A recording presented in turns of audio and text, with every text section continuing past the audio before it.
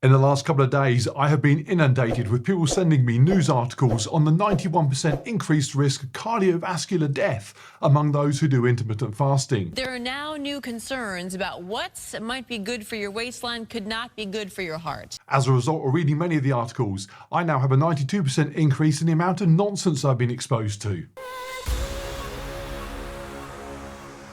All of the news articles approach the study, which you can find the details of on the American Heart Association website, from the same angle, that people following a diet based around restricted time eating, intermittent fasting, increase their risk of dying from heart disease.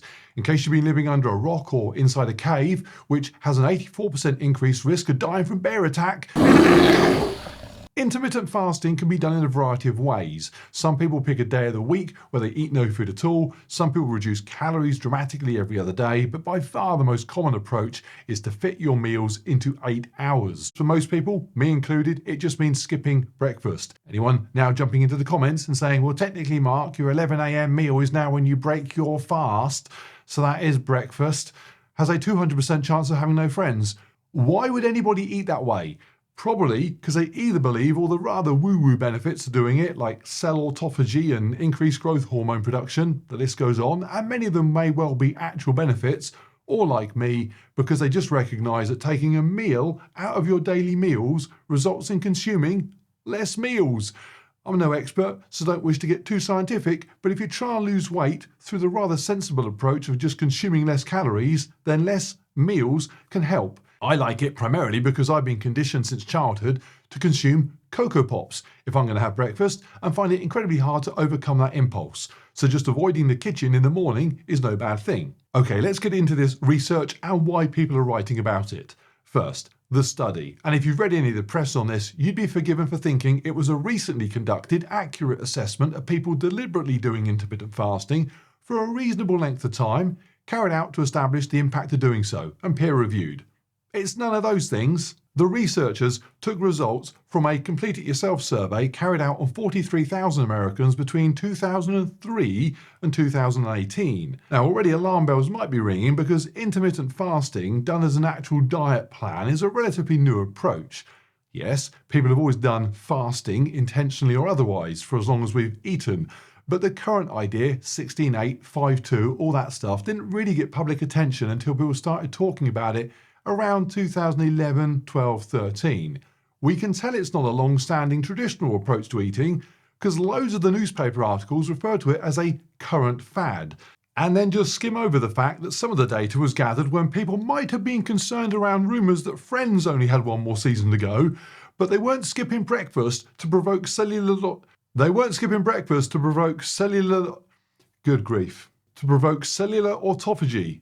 Whoopah! So if they weren't intermittent fasting, what were they doing? Well, the survey asked people to remember how they ate over the last 2 days, and after excluding people that ate staggeringly little or staggeringly lots, or just couldn't remember what they ate over the last 2 days, they were left with half the respondents, detailing how many hours they were eating food over. Of those about 20,000 people, around 400, 2%, said they ate all their meals within 8 hours.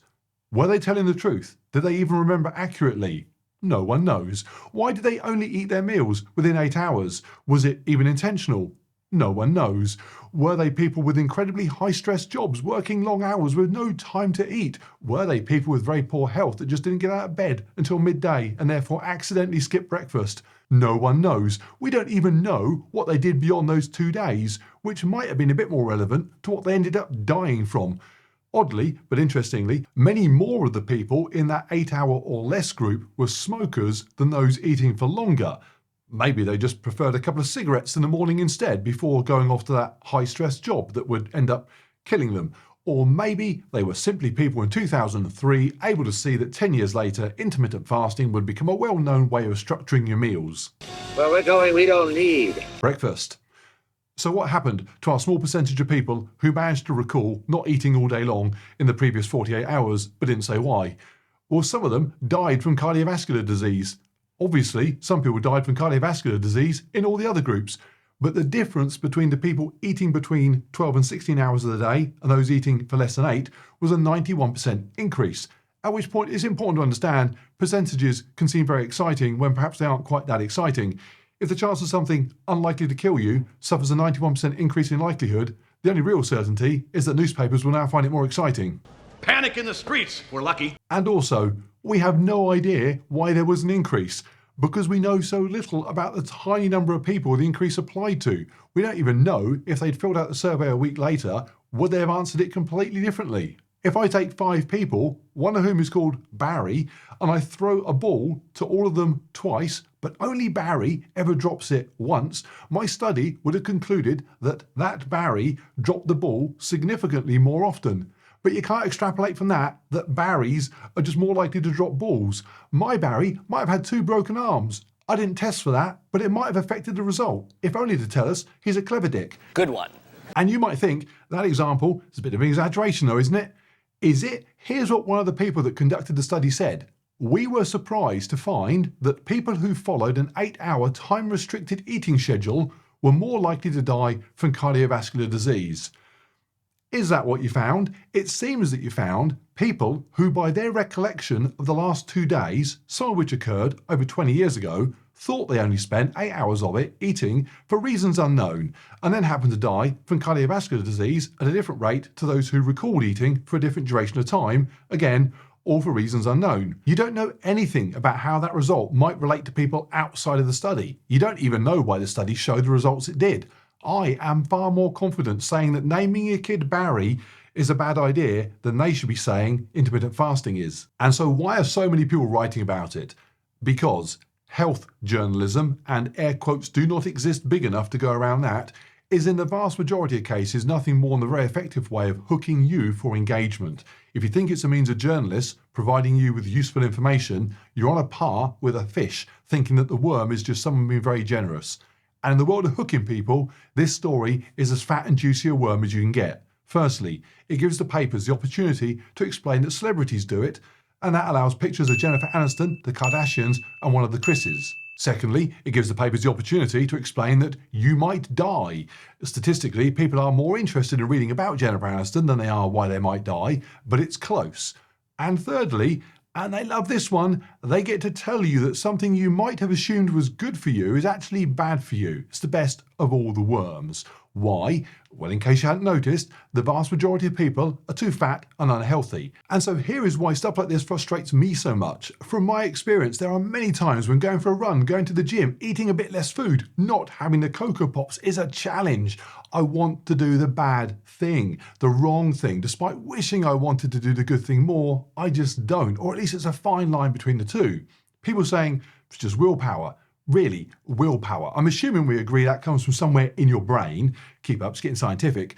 Do you know what also comes from the brain? A desire to eat Cocoa Pops. So if I spot a news report on how avoiding Cocoa Pops, which I had thought was probably a good thing to do, leads to the risk of death, I might well be tempted to pay particular attention to that because conveniently it now supports doing something, eating the Cocoa Pops, that I really quite fancy having an excuse to do. And I get to look at a picture of Jennifer Aniston while I'm at it. Oh, and what's the purpose of hooking you? Advertising revenue. Journalists, and even worse, headline writers, are not providing you with the news, they're providing advertisers with you. You're the fish. Don't be a fish. Learn to recognise most media, social, mainstream, whatever, is nowadays designed to put you in the path of someone selling something. Don't be a fish. Be a cardio dolphin. It's in the merch store, and if you wear it while skipping breakfast, you are 91% more likely to consume less calories, drop a bit of weight, and not have a heart attack. Does that make it better than Cocoa Pops? Nothing is better than Cocoa Pops.